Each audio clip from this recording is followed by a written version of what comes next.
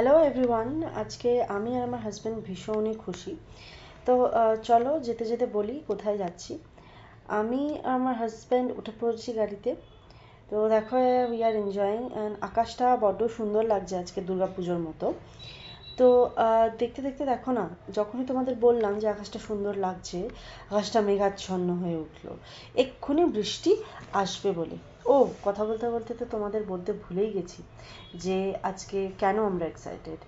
আমরা আসলে আমার মাকে নিতে যাচ্ছি, আমার মা আসছে আমাদের কাছে। আমরা কিছু ফটোও তুলে নেব আকাশের। এত সুন্দর আকাশটা লাগছে যে ফটো না তুলে আমি থাকতে পারলাম না। আমিও আমার 2-3টে ফটো তুলে নিয়েছি আর প্রকৃতিরও ফটো তুলেছি।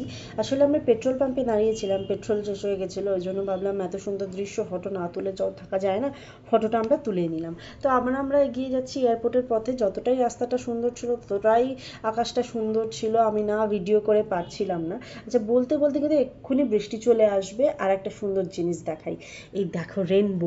এত সুন্দর বৃষ্টি আর রোদের মাঝে এত সুন্দর রেনবোটা উঠেছিল।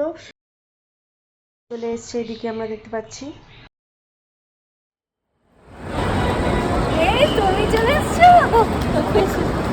আসার পর অসম্ভব জোরে বৃষ্টি পড়ছিল।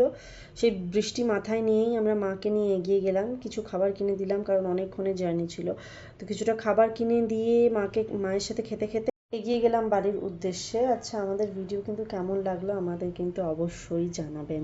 Thank you so much.